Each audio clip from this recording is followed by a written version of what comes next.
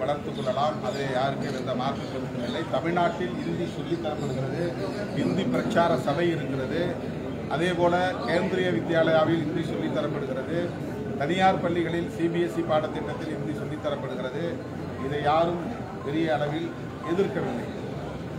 ஆனால் அரசு ஒரே தேசம் ஒரே மொழி என்கிற ஒரு நிலைப்பாட்டை எடுத்து அதை திணிக்க பார்க்கிறது. இந்தியாவில் பல மொழிகளை பேசக்கூடிய பல தேசிய இனங்கள் உள்ளன. இவர்களின் செயல் திட்டம் என்பது பல பத்தாண்டுகளுக்கு பிறகு இந்தியாவில் ஒரே மொழியை பேசக்கூடிய மக்களை உருவாக்க வேண்டும் என்பதுதான். இந்தியே இந்த தேசத்தின் ஒற்றை மொழியாக இருக்க வேண்டும் என்று அவர்கள் முயற்சிக்கிறார்கள். இதை அவர்கள் மறுக்க முடியாது. ஒரே தேசம் ஒரே கலாச்சாரம் என்பது அவர்களின் நிலைப்பாடு என்பதைப் போல ஒரே தேசம் ஒரே மொழி என்பதும் அவர்களின் நிலைப்பாடு. இந்த திணிப்பை எதிர்க்கிறோம். இது ஏற்புடைய கருத்தில் தமிழ்நாட்டுக்கு மட்டும் நாம் சொல்லவில்லை. இந்தியாவில் எந்த மாநிலத்தின் மீதும் இந்தி அல்லாத பிறமொழி பேசக்கூடிய மக்களின் மீது இந்தியை கற்றுக்கொள்ளுங்கள், இந்தியை பேசுங்கள் என்று வற்புறுத்துவது ஏன்? தமிழ் பிராந்திய மொழி என்றால் இந்தி பிராந்திய மொழி இல்லையா? தமிழ்நாட்டில் மட்டும்தான் தமிழர்கள் தமிழை பேசுகிறார்கள் என்று நீ பிராந்திய மொழி என்று சொல்லுகிற போது இந்தியை பேசக்கூடியவர்கள் மத்தியில் சில மாநிலங்களில் 1-2 மாநிலங்களில் தான் தாய்மொழியை கொண்ட மக்கள் இருக்கிறார்கள்.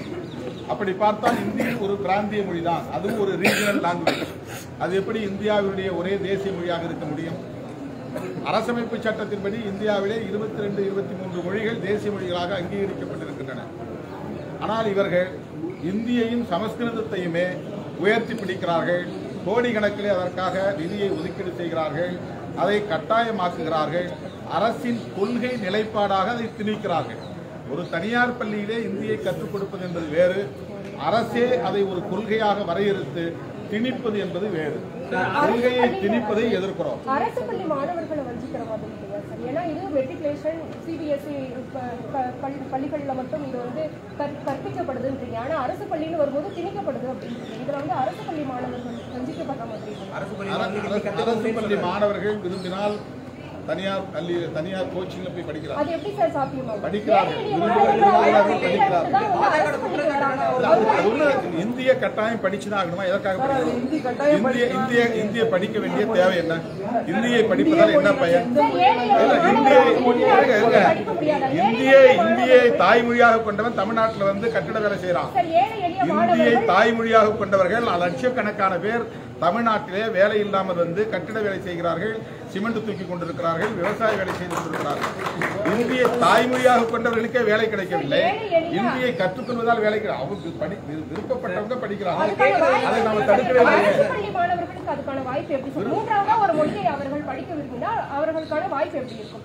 மூன்றாவதாக படிக்காதவர்கள் யாரும் விரும்பவில்லை. விரும்புகிறவர்கள் படிக்கிறார்கள். முடிந்தவர்கள் படிக்கிறார்கள். அது ஒன்று கட்டாயம் இல்லை. தமிழிலேயே படித்து தமிழிலேயே ஐஏஎஸ் எழுதி தமிழிலேயே ஆட்சி நிர்வாகத்தையும் செய்தவர்கள் ஏராளமானவர்கள் இருக்கிறார்கள். தமிழ் படித்தால் ஐஏஎஸ் ஆக முடியாது, ஐபிஎஸ் ஆக முடியாது என்ற நிலையெல்லாம் கிடையாது. எனவே மும்மொழி கொள்கை என்பது அவர்களின் ஒரே மொழி ஒரே தேசம் என்கிற நிலைப்பாடாக இருப்பதால் தான் அதை நாங்கள் சமர சிக்ஷா அபியான் திட்டத்தை தொடர்ந்து நேற்று வந்து நடத்துறேங்க. எங்க இடத்துல ஒருத்தர் நடத்துறாரு, நடத்த துவங்கி இருக்கிறாரு. இன்னும் அதுக்கு வந்து பேர் மட்டும்தான் அறிவிச்சிருக்காங்க. பெயர் மட்டும்தான் அறிவிச்சிருக்காங்க. எங்க இடங்கிறதுனால என் பேரை பயன்படுத்துறாங்க. அவ்வளவுதான். நாங்க வந்து அது ஒரு பிரைமரி ஸ்கூலுக்கான ஒரு பிரைமரி அது இன்னும் நாங்க ஆரம்பிக்கவே இல்லை. ஒரு அனௌன்ஸ்மெண்ட் பண்ணாங்களே தவிர அவரு வந்து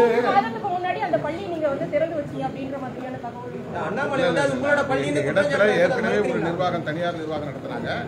அவங்க போயிட்டாங்க. இன்னொரு நிர்வாகம் அங்க வர போறாங்க. எங்க இடங்கிறதுனால என் பேரை பயன்படுத்துறாங்க. இந்த விஷயத்துல இந்த விவகாரத்துல இரட்டை வேடம் போடுறீங்க அப்படின்றத வந்து அண்ணாமலை குறிப்பிட்டிருக்காரு. திமுக கூட்டணியோட இரட்டை வேடம்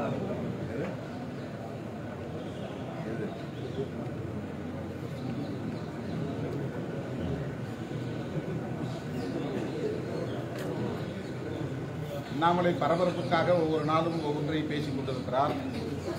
அவருக்கு வந்து ஊடக கவன ஈர்ப்பு ரொம்ப முக்கியமானதாக இருக்கிறது. ஒரு நாகரிக அணுகுமுறை என்பதை முற்றாக தவிர்த்துவிட்டு யாரையும் எப்படியும் விமர்சிக்கலாம் என்கிற ஒரு நிலைப்பாட்டை எடுத்து அவர் அரசியல் செய்கிறார். அவருடைய அணுகுமுறை என்பது வியப்பாக இருக்கிறது. இரட்டை வேடம் போட வேண்டிய ஒரு நிலை எனக்கு இல்லை. எங்கள் இடத்தில் ஒரு நிறுவனம் பள்ளி நடத்துவதற்கு அனுமதி கேட்டிருக்கிறார்கள், அவ்வளவுதான். அது இன்னும் அப்ரூவல் வாங்கலை, அதுக்கு இன்னும் கிளாஸ் ஸ்டார்ட் ஆகலை, ஒரே ஒரு ஸ்டூடெண்ட் கூட இன்னும் வந்து சேரலை, ஒரு ஃபர்ஸ்ட் ஸ்டாண்டர்டு கூட அங்கே கிடையாது, ஒரு மாணவர் கூட இன்னும் சேரலை. ஒரு அனௌன்ஸ்மெண்ட் வந்திருக்க அது ஒரு அந்த இடம் எங்களுடைய இடங்கிறதுனால என்னுடைய பெயரை சார். நேற்றைய தினம் ஒன்றிய அரசு அந்த ஒதுக்கீடு செய்த அந்த தேசிய பேரிடர் நிதியில கூட ஒடிசாவுக்கு ஒதுக்கியிருக்காங்க, மற்ற மாநிலங்கள் ஒதுக்கியிருக்காங்க. தமிழ்நாட்டுக்கு தேசிய பேரிடர் நிதி ஒதுக்கீடு செய்த இதுக்கு முன்னாடி அதை பற்றி எல்லாம் அண்ணாமலைக்கு கவலை இல்லை. இந்த அரசுக்கு, தமிழ்நாட்டு மாநிலத்துக்கு இந்திய ஒன்றிய அரசு சமக்ரா சிக்ஷா அபியான் அந்த கல்வி திட்டத்திற்கு ஒதுக்க வேண்டிய நிதியை ஏன் ஒதுக்கவில்லை? இவருக்கு உண்மையிலேயே மாணவர்கள் மீது அக்கறை இருந்தால், அந்த மாணவர்களின் நலனில் அவருக்கு பொறுப்பு இருந்தால், இந்திய ஒன்றிய அரசு தமிழ்நாடு அரசுக்கு தர வேண்டிய நிதியை கேட்டு தர வேண்டும். அதுக்கெல்லாம் அவர் குரல் கொடுக்கல. அதே மாதிரி தனியார் நிறுவனங்கள், இப்போ லயோலா போன்ற சிறுபான்மை சமூகத்தை சார்ந்தவர்கள் நடத்துகிற கல்வி நிறுவனம் விளிம்பு நிலை மக்களுக்காக நடத்தப்படுகிற கல்வி நிறுவனங்களாக இருக்கின்றன. இதில் நிறைய எஸ்சி எஸ்டி மாணவர்கள், மைனாரிட்டி சமூகங்களை சார்ந்த மாணவர்கள் வாய்ப்புகளை பெற்று படித்து வருகிறார்கள். இந்த மாதிரியான கல்வி நிறுவனங்களுக்கு முறையாக நிதி வருவதில்லை.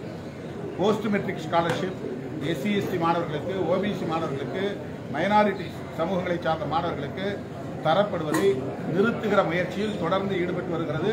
ஒவ்வொரு ஆண்டும் குறைத்து கொண்டே வருகிறது இந்த பாஜக அரசு.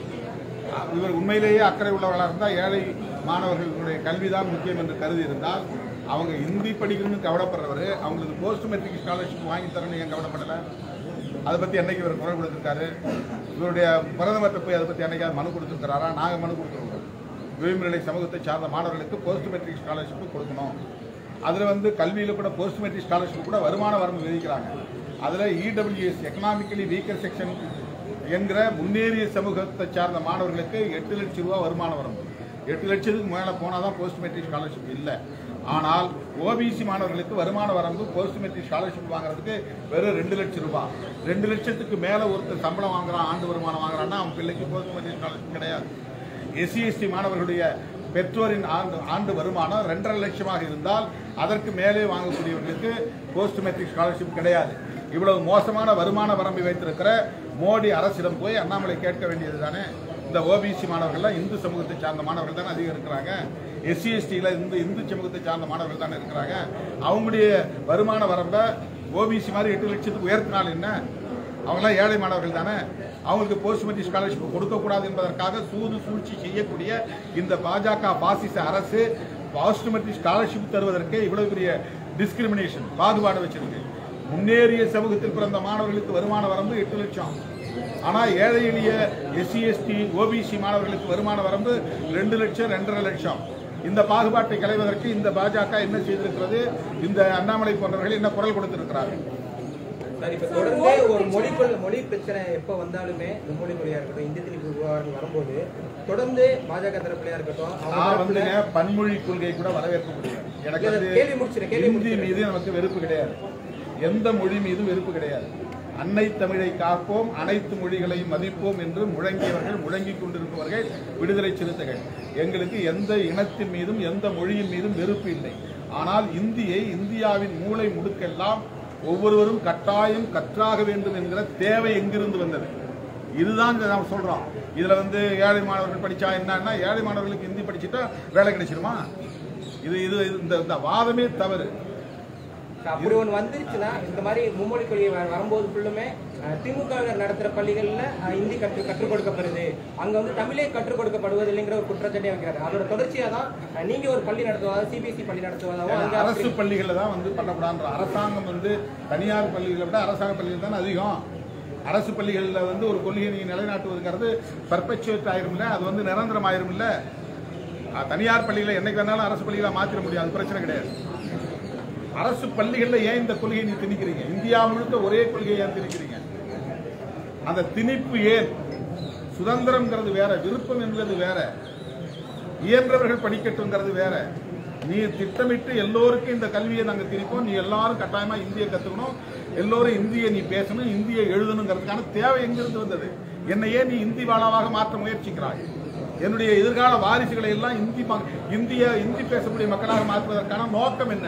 உனக்கு ஒரு இடன் அஜெண்டா இருக்கிறது, ஒரு அரசியல் நோக்கம் இருக்கிறது. இந்த தேசத்தில் ஒரே கொள்கையை, ஒரே மொழி கொள்கையை கொண்டு வர வேண்டும் என்பது மிகவும் ஆபத்தானது என்பதுதான் நாங்கள் சுட்டிக்காட்டுகிற ஒரு உண்மை. சார், ஓய்வு பெற்ற நீதிபதிகள் சந்துரு மற்றும் ஹரிபரந்தாமன் என்ன ஒரு விஷயத்தை முன் வச்சிருக்காங்கன்னா, பிரஸ் மீட்ல சங்கிகள் நிறைந்த இடமாகவும் சிறுபான்மையினருக்கு இல்லாத ஒரு வாய்ப்பு இல்லாத இடமாகவும் நீதிமன்றங்கள் இருக்குது. நீதிமன்றங்கள் வந்து நீதிபதிகள் வந்து அவர்களால் நிரப்பப்பட வேண்டும் சொல்லிட்டு ஒரு கோரிக்கை முன் வச்சிருக்காங்க. அதை பத்தி நீங்க என்ன நினைக்கிறீங்க? நீதிபதிகள் நியமனத்துல சங்கிகள் அல்லது வந்து தலித்துகள், சங்கிகளுடைய ஆதிக்கங்கள் நிறைய இருக்குது அப்படிங்கிற மாதிரி தலித்துகள் புறக்கணிக்கப்படுறாங்க. அதாவது இந்தியாவில் அரசமைப்பு சட்டம் நடைமுறையில் இருப்பதை விட சனாதன சட்டம் நடைமுறையில் இருக்கிறது என்பது உண்மை என்பதை இன்றைக்கும் நிரூபித்து காட்டக்கூடிய ஒன்றாக இருக்கிற இடம்தான் நீதிமன்றம். நீதிமன்றத்தில் நீதிபதிகள் நியமனங்களில் ஓபிசி சமூகங்களை சார்ந்தவர்கள் கூட 1% இல்லை என்பதுதான் உண்மையாக இருக்கிறது. எஸ்சி எஸ்டி நினைத்து கூட பார்க்க முடியாத ஒரு நிலை இருக்கிறது. நாடு விடுதலை பெற்று 75 ஆண்டுகளை கடந்த நிலையிலும் 21ஆம் நூற்றாண்டை நோக்கி நாம் போய்கொண்டிருக்கிற சூழலிலும் ஜனநாயகமே உலகம் முழுவதும் பரவியிருக்கிற சூழலிலும் கூட இந்தியாவில் உயர்கல்வி நிறுவனங்களிலும் நீதிமன்றங்களிலும் ஒரு குறிப்பிட்ட உயர் சாதியை சார்ந்தவர்கள் மட்டுமே கோலோச்ச முடியும் என்கிற நிலை இங்கே நீடிக்கிறது. இதுதான் இந்த மண்ணில் இன்றைக்கும் அரசமைப்பு சட்டம் 10% கூட நடைமுறைக்கு வரவில்லை. 90% சனாதன சட்டமாக இருக்கிற மனுஸ்மிருதியே இங்கு ஆட்சி நிர்வாகத்தில் இருக்கிறது என்பதை அவை உறுதிப்படுத்துகின்றன.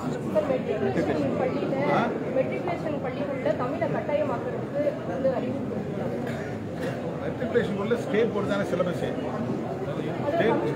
மாநில அரசு கல்வி திட்டம் தான் மெட்ரிகுலேஷன் பள்ளிகள் இருக்கு.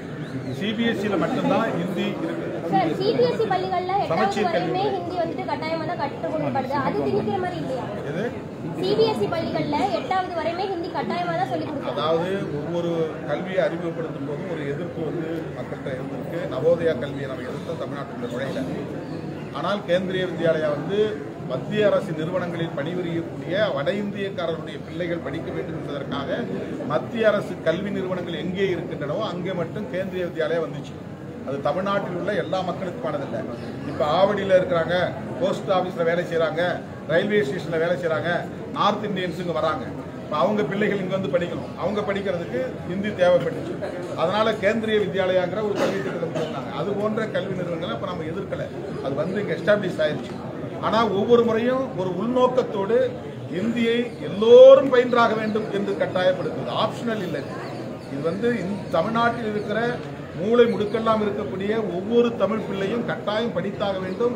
ஒரு 25 ஆண்டுகளுக்கு பின்னர் அல்லது 50 ஆண்டுகளுக்கு பின்னர் இவர்கள் அனைவருமே இந்தி பேசக்கூடியவர்களாகிவிட்டார்கள் என்ற நிலையை உருவாக்குவதுதான் அவருடைய நோக்கம். மத்திய பகுதியில் இருக்கக்கூடிய மாநிலங்களில் கூட உதாரணத்திற்கு ராஜஸ்தானிலே ராஜஸ்தானி தான் தாய்மொழி. இன்றைக்கு இந்தி பேசக்கூடிய எண்ணிக்கை 80 விழுக்காடு ஆகிவிட்டது. ராஜஸ்தானி பேசக்கூடிய எண்ணிக்கை 21% மாறிவிட்டது.